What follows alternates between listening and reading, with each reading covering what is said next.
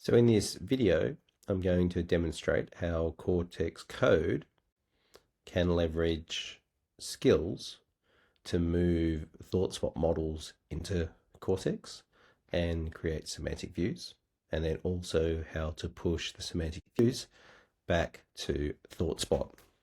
So on screen, we have a ThoughtSpot model, Dunder Mifflin sales and inventory, and this is relatively complex. And yet we have two fact domains, where the first are our sales, and this is captured as the order detail or our line items, which has a fan trap to the order header. And so through the order header, we can identify the customer who purchased the product and also the employee that made the sale. There are also two shared dimensions, which enable us to join and analyze inventory balances. So we have our product dimension, which rolls up to category, and we have a shared date dimension. So this is the date that the sale's made. And we also have inventory. So the inventory captures balances. These balances are semi-additive, i.e. on this date, how much inventory for a product do we hold? So in Snowflake, we can see that the underlying tables have been created for this model. And we have a semantic view, but this is just specifically for sales. Once the semantic view is created, we're going to then push to a different cluster, the Dunder Mifflin inventory and sales model. And we can see here that this doesn't currently exist. So let's start this process. And we can select the skill, ThoughtSpot to Snowflake semantic view.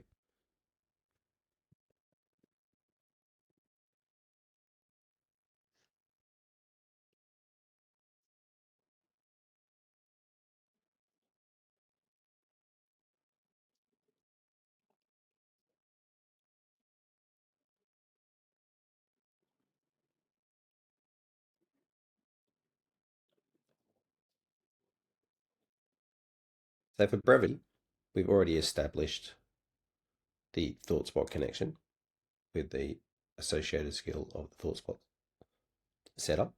And now CoCo is attempting to create the semantic view from the identified Dunder Mifflin sales and inventory model. What this skill in CoCo has identified in that the underlying tables do have lowercase column names. And this does cause issues with semantic views. Also, there is a typo in the source, but it's the actual column name is correct. So as part of this process, CoCo will take appropriate action to create the semantic view that caters for lowercase and any further corrections it identifies. The semantic view definition that has been created. This also provides a output of relationships and formula mappings, plus any unmapped properties. We can see here we don't have any unmapped. What's interesting here that we do have advanced formulas, that the inventory balance is a semi-additive formula. We can see a level of detail formula which calculates the quantity at the category level, and also a ratio leveraging this category quantity. So our ThoughtSpot model does have some advanced metrics that we are also attempting to create in the Snowflake semantic view. The semantic view has been created. We've been provided with a number of test questions that we can test the results in both ThoughtSpot and Cortex. So we can see here for the question, total amount of sales by product category, the results from Cortex, and in Spotter we have a bar chart. So paper printer is 254 million, which you can see is the same result here. Printers at 123, and writing instruments at 25 million. So we can see the same results. Obviously in ThoughtSpot, we have the ability to validate these results with our tokens, that it's using the amount column and the product category. But what if we want to ask a harder question? So we can see here the inventory balances of 106 and 983,000. And let's verify that in ThoughtSpot. So we can see again 106 for the inventory balance and 983,000. So importantly, the inventory balance is a semi-additive measure. And we can see in Cortex that we've correctly created this. This is our inventory balance metric. It's non-additive by our date dimension.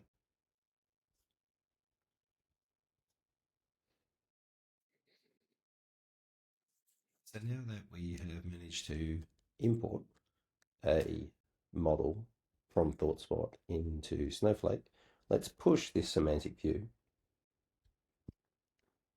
to the ThoughtSpot cluster.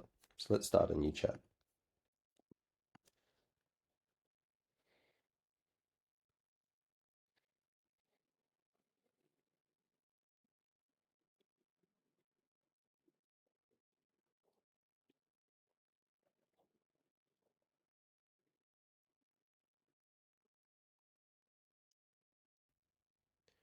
So we can see here the proposed model that is being created as part of this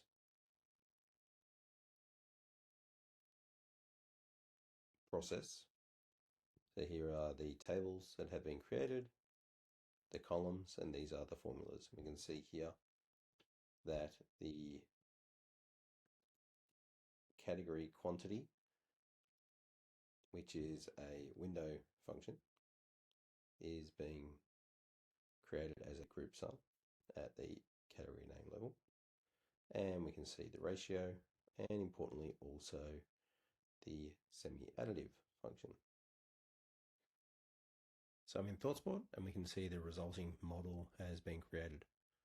We have our order or sales domain, which is our fan trap of order rows to order header.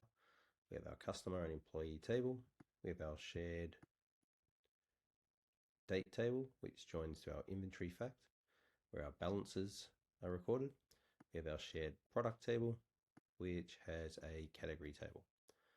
If we review the formulas, we can see here the inventory balance is correctly entered to get the last value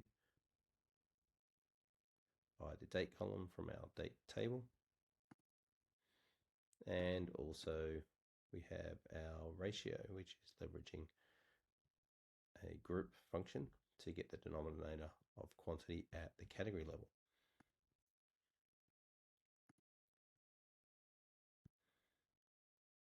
So let's validate the results. I've asked this question in Snowflake, where the